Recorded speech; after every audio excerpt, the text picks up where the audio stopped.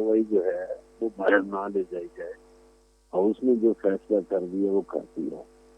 फिर हमारे नाजरीन आगाह है इस बात पे कि यहाँ तो स्टे पे 4-4 साल वज़ीर आला रहे, उसकी बस जिंदा मिसाल नहीं है शहबाज शरीफ साहब है, इसी तरह और लोग स्टे पे रहते हैं। इन पार्टियों को अपने उन सेनेटर्स का इलाज करना चाहिए जिनका इनको पता चल गया है कि उन्होंने वोट नहीं दिए इनको। पहले तो उनका इलाज करें, उनकी कुव्वत ईमानी का इम्तहान लें, पटिशन का फैसला बाद में करें। और मेरा ख्याल है कि पहले इन्हें, जैसा मुजफ्फर शाह ने कहा था कि ट्रिब्यूनल की तरफ जाए, तो पहले ट्रिब्यूनल की तरफ इनको जाना चाहिए। लेकिन ये है कि एक सियासी जमात में 2 सियासी जमातों की पीठ में छुरा घोंपा है, उस सियासी जमात के बारे में सोचना चाहिए जो इनको एस्टेब्लिशमेंट से भी लड़ाना चाहती है। इसने मौलाना साहब से भी धोखा किया और पीपल्स पार्टी से भी धोखा किया। उस सियासी जमात का इलाज करना चाहिए, उससे पूछगिछ करनी चाहिए। तो उन्होंने ऐसा किसके इशारे पे? सर ठीक है, यही अलमिया है कि अपनी सफ़ों में जो गद्दार मौजूद होते हैं उनका तयन नहीं किया जाता है, लेकिन बयानबाजी बहुत की जाती है। आपको याद होगा कि माजी में भी जब तहरीक अदम एतमाद लाई गई थी सादिक संजरानी साहब के अगेंस्ट, तब भी हमने देखा था कि बिलावल भुट्टो जरदारी साहब ने बड़े सख्त जुमले इस्तेमाल किए थे, लेकिन फिर कुछ कार्रवाई उनकी जानिब से नहीं डाली गई थी। सर पॉइंट टेकन, हमारे साथ ही रहिएगा। और साबिक सदर सुप्रीम कोर्ट बार एसोसिएशन अमान उल्लाह साहब भी हमें ज्वाइन कर चुके हैं, उनसे भी उनका मौक़िफ़ सूरत हाल के हवाले से जान लेते हैं। सर फरमाइएगा, आप क्या समझते हैं, क्या इस फैसले को चैलेंज किया जा सकता है और ऑपोजिशन जो कि इस फैसले को चैलेंज करना चाहती है, किस हद तक कामयाब हो जाएगी फैसले को चैलेंज करने के बाद? रहमान रहीम, देखें, पाकिस्तान में कानून और आइन की बड़ी हद तक तशरीह हो चुकी हुई है और कई फैसलों में इसका इजहार किया गया सुप्रीम कोर्ट की तरफ से कि जहां पर रेमेडी ना हो, जहां पर ये लिख दिया जाए किसी कानून में कि आप जी इसके खिलाफ कहीं किसी अदालत में नहीं जा सकते, ये उस जुरिस्डिक्शन को अज्यूम करने के लिए अंडर आर्टिकल 199 काफी है कि जहां किसी के पास रेमेडी ना हो तब जाके 199 का जुरिस्डिक्शन रिट जुरिस्डिक्शन बनता है। अब जहां तक बात है कि इम्यूनिटी की, ये पार्लियामेंट की कार्रवाई को इम्यूनिटी हासिल है, उसके हद तक भी कई फैसले मौजूद हैं। आइन के तरामीम जो हुए हैं उसके अंदर भी कई दफा आइन के तरामीम को जो है फंडामेंटल राइट्स के और बेसिक स्ट्रक्चर के बुनियाद पर जो है सुप्रीम कोर्ट में चैलेंज किया गया और बिलखसूस 18वीं तरमीम को जनाब जस्टिस चौधरी इफ्तिखार के जमाने में चैलेंज किया गया था। तो उस वक्त इस पर बड़ी बहस हुई थी कि पार्लियामेंट के कार्रवाई को चैलेंज किया जा सकता है या नहीं। तो उसके अंदर उसको जो है वैलिडेट कर दिया गया था कि सुप्रीम कोर्ट को, हाई कोर्ट को अंडर आर्टिकल 199, 184(3) में अख्तियारात हासिल हैं। इसी तरह कई और हैं। ज़फ़रुल्लाह जमाली ने 1988 में जो है गड़बड़ किया था, उसके पास अक्सरियत नहीं थी, स्पीकर ने गड़बड़ किया, एक वोट का फर्क डाला, तो उसके बाद चैलेंज हुआ और उन्होंने असेंबली डिसॉल्व कर दी। तो दोनों सूरतों में हाई कोर्ट ने बाकायदा इंटरफेयर किया, सुप्रीम कोर्ट में तक गए, फिर वापस मामला आया, तब ये होल्ड हुआ कि नहीं, जहाँ पर बदनीयती आ जाए और जहाँ पर राइट्स की खिलाफवर्जी हो तो उसके अंदर मुदाखलत हो सकती है। स्पीकर बलूचिस्तान असेंबली के खिलाफ नो कॉन्फिडेंस हुआ था, उसकी प्रोसीडिंग को भी चैलेंज किया गया था। इसी तरह जो है जहां जहां आइन और कानून की खिलाफवर्जी होगी तो प्रोसीडिंग को इम्यूनिटी हासिल नहीं रहती। और यकीनन जो कल हुआ है वो तो एक डाका है, सीधा सीधा। मैं हैरान हूँ, जनाब मुजफ्फर शाह साहब एक वकील है और मोहतरम वकील है, मैं काबिल एहतराम मेरे लिए, मगर उन्होंने ऐसा फैसला किया जो किसी कानून की किताब में नहीं है। कि देखिए, वोट का जो निशान होता है 2 मकसद के लिए होता है।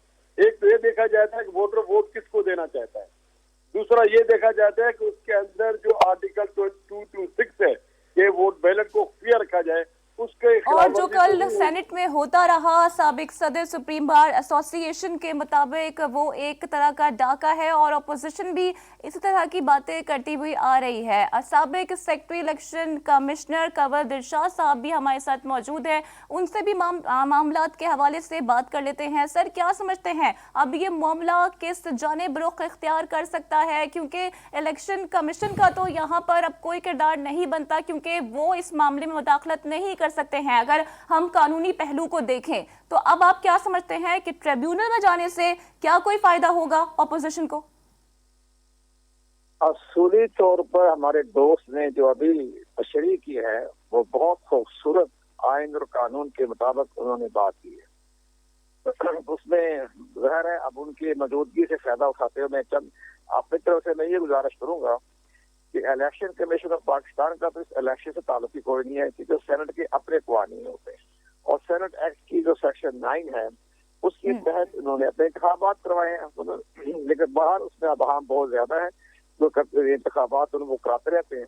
लेकिन अब एक सबसे बड़ी अहम बात यह है कि कल फारूक नाइक साहब और श्री रहमान वो प्रिजाइडिंग ऑफिसर के सामने अपने दलाइल दे रहे हैं।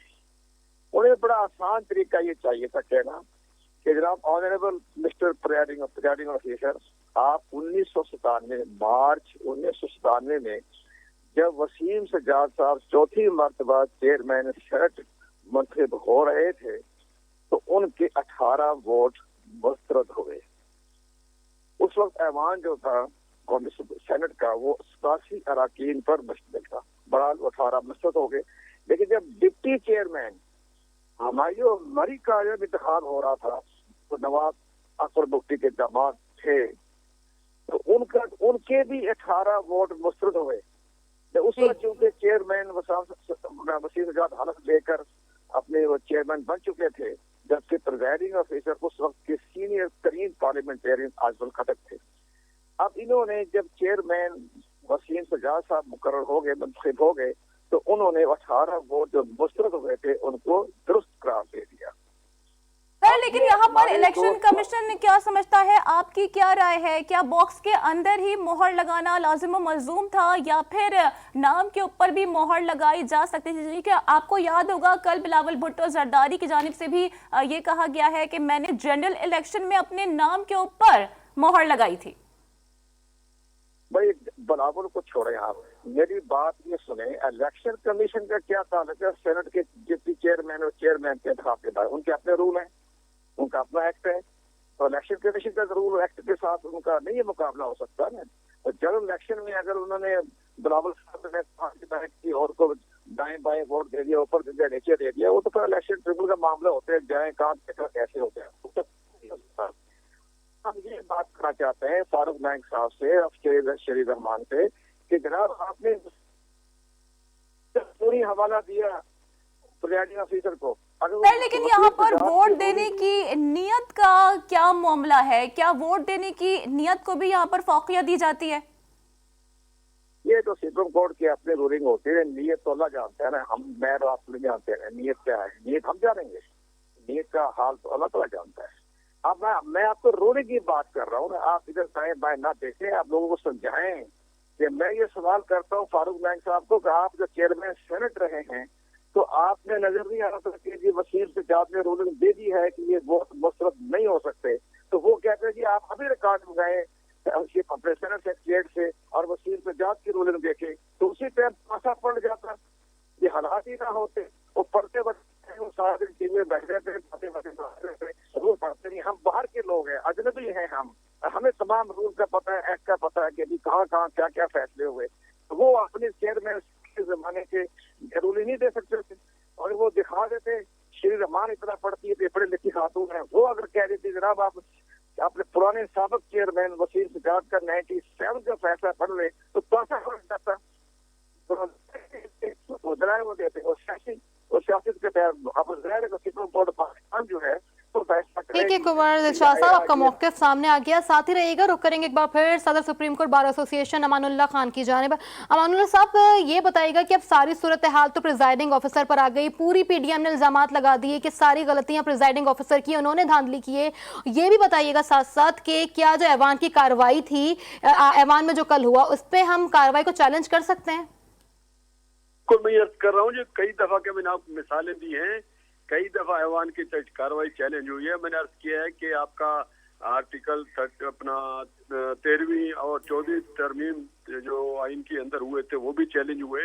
आइन के अंदर 18वीं तरमीम भी चैलेंज हुआ।